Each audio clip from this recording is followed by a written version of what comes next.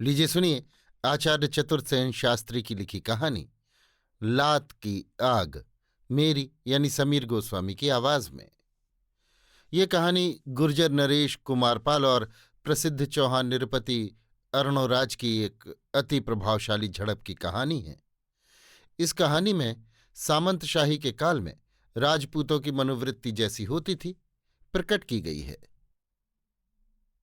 अब से 800-900 वर्ष पहले, जब 12वीं शताब्दी का अंतिम चरण चल रहा था, जब विज्ञान सो रहा था, अणु बम उद्जन और कोवाल्ट बम भूमि के खनिजों में दबे पड़े थे और मनुष्य के हाथ में सिर्फ एक लोहे का टुकड़ा था जिस पर उसका समूचा अहम भाव केंद्रित था, तब तक उसकी दृष्टि को विज्ञान का दूरदर्शी चश्मा नहीं मिला था। वो अपने चारों ओर की थोड़ी ही दूर तक की चीजों को देख सकता था। वो उसी अपनी छोटी सी दुनिया में सबसे श्रेष्ठ, सबसे बड़ा, सबसे ऊपर अपने को आज की ही भांति देखना चाहता था। उसका अहम भाव आज के पहाड़ जैसे अहम भाव के मुकाबले तिल के समान तुच्छ था, पर वो उसी पर गर्वित था, उसी पर संतुष्ट था।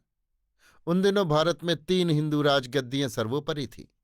एक कन्नौज के राठौरों की, दूसरी सांभर के चौहानों की और तीसरी अनहिलपट्टन गुजरात के सोलंकियों की। इन तीनों में गुजरात के सोलंकी सर्वोपरि थे। उनके नाम का डंका सारे भारत में बजता था। उनका आतंक भारत भर में फैला था। यद्यपि उन दिनों का भारत आज का भारत न था। न आजकल की रेल, तार, डाक, मोटर, वायुयान थे, न यातायात के सुभीते, न रेडियो था, न बिजली के प्रसाद। अंध युग था वो। 10 कोस के समाचार भी महीनों तक नहीं मिलते थे। प्रत्येक राज्य अपने में, प्रत्येक नगर अपने में, प्रत्येक घर अपने में और प्रत्येक जन अपने में ही सीमित था। गुर्जरेश्वर सोलंकी सिद्धराज जयसिंह बड़े प्रतापी राजा थे। अपने भुजबल का उन्हें बड़ा घमंड था। वे पाटन में सब राजाओं में शीर्षस्थनीय थे। उन्होंने बड़े बड़े पराक्रम किए। जूनागढ़ के राजा खंगार को मारकर उसकी स्त्री का हरण किया। मालवा के यशोवर्मा को मारकर उसकी खाल से अपनी तलवार की म्यान मढ़ी। सरस्वती तीर पर सिद्धपुर बसाया। रुद्र महालय की स्थापना की। परंतु जब मरे तब वे निसंतान थे। उनके मरने पर उनके भाई त्रिभुवन पाल के छोटे कुमार कुमारपाल गद्दी पर बैठे। जिस समय कुमारपाल गद्दी पर बैठे उस समय उनकी उम्र 50 साल को पार कर रही थी। अपने जीवन के 50 साल उन्होंने दर दर मारे फिरने में बिताए। उन्होंने बड़े दुख उठाए। सिद्धराज उनसे नाखुश थे और जब उन्होंने ये देखा कि ये मेरा उत्तराधिकारी होगा तब वे उनकी जान के ग्राहक हो गए थे। उन्हें मरवा डालने के लिए सिद्धराज ने बड़े बड़े प्रयत्न किए। प्राणों के भय से उन्हें देश विदेश भागना पड़ा, परंतु अंत में गुजरात की गौरवपूर्ण गद्दी मिली उन्हीं को। कुमारपाल भी बड़े तेजस्वी थे। उनका अहम भाव भी कुछ साधारण न था। उन्होंने 20 वर्ष गुजरात की गद्दी को सुशोभित किया और अंत में 80 वर्ष की आयु में घृणित कुष्ठ रोग में घुल घुल कर मरे। गद्दी पर बैठने पर भी उन्हें बड़े बड़े विरोधों का सामना करना पड़ा।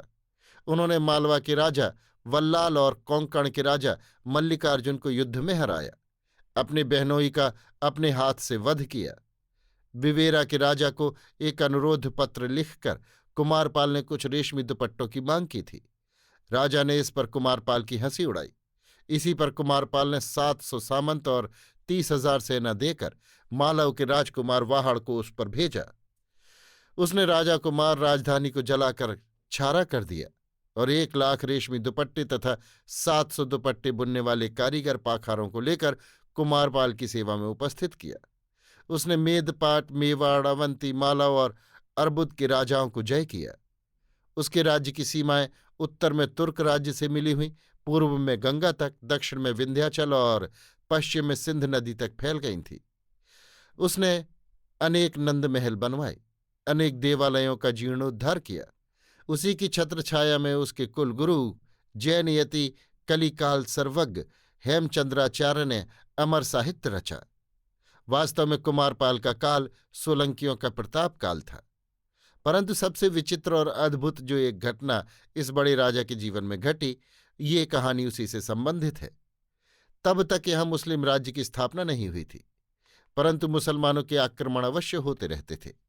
हिंदुओं के 3 प्रमुख राज्यों में सांभर के चौहानों का एक राज्य भी था, जिसके प्रतापी राजा अर्णोराज थे। अर्णोराज ने अजमेर के निकट मुस्लिम आक्रमणकारियों से भारी लोहा लिया था। इससे उनका यश दिग्दिगंत में फैल गया था। ये चौहान सांभरपति अर्णोराज गुर्जर महाराज कुमारपाल के बहनोई थे। कुमारपाल की बहन देवल देवी शाकंभरीनाथ अर्णोराज को ब्याही थी। उन दिनों गुजरात और राजपूताने के राजपूतों में एक रिवाज ऐसा था जो अति साधारण होने पर भी महत्व रखता था। गुजरात के राजपूत नंगा सिर रहने में कोई हानि नहीं समझते थे। वे घर में प्रायः नंगे सिर रहते थे, परंतु राजपूतानी के राजपूत नंगे सिर रहना असभ्यता समझते थे। वे सदैव पाग सिर पर रखते थे, और यदि कोई नंगा सिर उनके सम्मुख आए तो उसे अपने लिए अपमानजनक समझते थे। एक बार अर्णोराज और देवल देवी दोनों राजा रानी चित्रसारी पर चौसर खेल रहे थे। राजा ने अवसर पाकर रानी की गोटी मारकर ये कहा, ये मारा नंगे सिर वाला। इस पर देवल देवी ने समझा कि उसके भाई गुर्जरेश्वर पर व्यंग्य किया गया है। उसने ताना मारते हुए कहा, नंगे सिर वाले को मारने वाले के धड़ पर सिर नहीं रहेगा।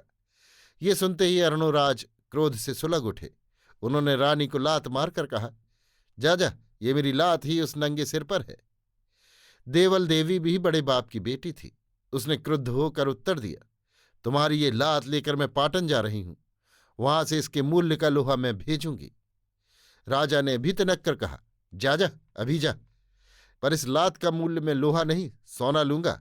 जाकर देख तेरे पाटन में कितना सोना है। रानी बोली, सोना बहुत है, पर वो राजपूतानों के लिए नहीं है, बनियों के लिए है। तुम राजपूत हो, तुम्हें लोहा ही मिलेगा, पर गुजरात का लोहा खाओगे तब देखूंगी झेल भी सकोगे या नहीं।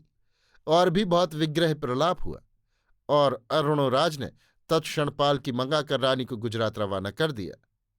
कुमारपाल के सामने देवल ने खूब रो रो कर अपने अपमान की बात कही। उसने कहा, भाई ये लात मुझे नहीं मारी गई है, गुर्जरेश्वर के सिर पर चौहानों ने लात मारी है। कुमारपाल ने दिलासा दिया, धीरज रख, इस लात के मूल्य का लोहा गुजरात में है। कुमारपाल ने 40,000 सेना और 400 सावंत अर्णोराज पर रवाना कर दिए। सेनापति को आदेश दिया कि अर्णोराज को जिंदा बांधकर मेरे सामने लाया जाए। अर्णोराज ने सुना कि गुजरात की 40,000 तलवारें शाकंभरी की ओर आ रही हैं, तो वो अपने 30,000 चौहानों और 300 सावंतों को लेकर शाकंभरी से बाहर निकला। राह में ही दोनों सेनाएं भिड़ गईं। गुजरात के सोलंकी और सांभर के चौहान। खूब लोहा बजा, रक्त की धाराएं बही, रुंड मुंड लोटे, चील और गिरद्धों का जश्न हुआ। लोहे ने लाल पानी पिया। अंत में वजनी रहा गुजरात के सोलंकियों का लोहा। अर्णोराज घायल होकर बंदी हुए। कुमारपाल के सेनापति अर्णोराज को रस्सियों से बांधकर पाटन ले आए। पाटन, जहां कभी वो सिर पर मोर बांधकर बाजे गाजे के साथ आए थे। इस युद्ध में जिन राजाओं ने अर्णोराज की सहायता की थी, उन सबको कुमारपाल ने मृत्युदंड दिया। केवल अर्णोराज को बंदी गृह में रखकर उसको क्या दंड दिया जाए, इस पर वे विचार करने लगे। देवल देवी का हृदय हाहाकार करने लगा। उसने अपने वस्त्र फाड़ डाले, बाल नोच लिए, अन्न जल त्याग दिया। हाय, उसी की करनी से आज उसके महाप्रतापी पति की ये दुर्दशा हुई। जहां जमाई होने के नाते कभी उनके पैर पूजे जाते थे, वहां वे आज बंदी घर में पड़े मृत्यु की आज्ञा की बाट जो रहे थे। कैसे वो अब अपने पति के प्राणों की रक्षा करे, कैसे वो अब अपने वैधव्य को टाले। भाई कितना कठोर हृदय है ये वो जानती थी। उसे कुमारपाल से दया की कुछ भी आशा न थी। बहुत सोच विचार कर उसने गुजरात के मंत्री उदय मेहता को बुलाया और रो रो कर उनके पैरों में लेटकर उसने कहा, महता, शाकंभरी का आधा राज्य ले लो, पर मेरे पति के प्राण बचा लो। मुझे विधवा न बनाओ, मैं तुम्हारी शरण हूं। उदय मेहता ओसवाल जैनी थे। वो बड़े राजनीतिज्ञ और योग्य पुरुष थे। गुजरात के बड़े राज्य का सारा राज्य भार इन्हीं योग्य मंत्री पर था। देवल देवी को उन्होंने बहुत सांत्वना दी और उसके कान में अपनी युक्ति का मंत्र सुना दिया। मंत्र समझाकर उन्होंने कहा, बहन, जैसा मैंने कहा है वही करो। मुझे आशा है अंत में सब ठीक हो जाएगा। कुछ तो उदय मेहता के संकेत से और कुछ देवल देवी के रत्न भरणों ने उसका मार्ग सरल कर दिया। उसने रो रो कर पति के वक्ष को आंसुओं से तर कर दिया और उसने उदय मेहता का मंत्र पति को सुना दिया। सुनकर अरुणोराज ने भी मंत्र स्वीकार कर लिया। उदय मेहता के उद्योग और प्रभाव से अरुणोराज को रस्सी में बांधकर नगर में नहीं घुमाया गया। उनसे बाजार में भिक्षा नहीं मंगवाई गई, प्राणदंड की आज्ञा भी नहीं सुनाई गई। अंत में एक दिन भरे दरबार में रस्सियों से बांधकर अरुणोराज को लाया गया, जहां उन्हें दंडाज्ञा दी जाने वाली थी। दरबार खचाखच भरा था। सब राजपुरुष, सरदार, सावंत और प्रमुख नगरवासी उपस्थित थे। कुमारपाल गद्दी पर विराजमान थे। अरुणोराज रस्सियों से बंधे अधोमुख सामने खड़े थे। कुमारपाल ने कहा, महाराज अरुणोराज, आपने अकारण अपनी रानी और हमारी बहन का अपमान किया और गुजरात के सिर पर लात मारी। आपकी इस लात का मूल्य चुकाने को गुजरात के अनेक वीरों के प्राण गए। आपके इस अपराध की सजा मृत्यु ही है। परंतु मंत्रीश्वर के तथा गुरु हेमचंद्र के कहने से मैं तुम्हें प्राणदान देता। फिर भी तुम्हें थोड़ा दंड तो मिलना ही चाहिए। तुम हमारे बहनों यो संबंधी हो, इसलिए सब बातों पर विचार कर मैं आज्ञा देता हूं कि जिस जीभ से तुमने हमारी बहन को गाली दी है, वही तुम्हारी जीभ इस समय काट ली जाए। दंडाज्ञा सुनते ही सभा में सन्नाटा छा गया। जल्लाद छुरी और संडासी लेकर आगे बढ़े। उन्होंने अरुणोराज की जीभ संडासी से पकड़कर खींच ली, परंतु इसी समय देवल देवी रक्षा करो, क्षमा करो चिल्लाती हुई सब अवरोधों को दूर कर बीच सभा में आ खड़ी हुई। उसने भूमि में पछाड़ खाकर राजा से कहा, भाई क्षमा करो, गुर्जरेश्वर, ये तुम्हारे बहनों ही हैं, प्रतापी राजा अरुणोराज हैं। हे भाई, मैं तुम्हारी बहन हूं, दुखियारी बहन। निस्संदेह ये सब उदय मेहता का मंत्र था, परंतु बहन को इस प्रकार अंतःपुर से बाहर राजसभा में आकर विलाप करती देख गुर्जरेश्वर कुमारपाल ने कहा, बहन, तूने यहां आकर राजकुल की मर्यादा भंग की है। तू अंतःपुर में जा। राजाज्ञा हो चुकी, वो अब लौटाई नहीं जा सकती। किंतु देवल देवी क्रुद्ध होकर गर्जी, क्यों नहीं लौटाई जा सकती? बहनों को दंड देना न्याय नहीं है। भाई, तुम अपनी एक बहन को विधवा कर चुके हो, अब दूसरी को भी विधवा करोगे तो तुम्हारा यश डूब जाएगा। कुछ तो विचार करो गुर्जरेश्वर। परंतु कुमारपाल टस से मस न हुए। उन्होंने गंभीर स्वर में उत्तर दिया, राजाज्ञा हो चुकी। अरुणराज, अपना दंड भोग। जल्लाद अभी भी उनकी जीभ को संडासी से पकड़े खड़ा था।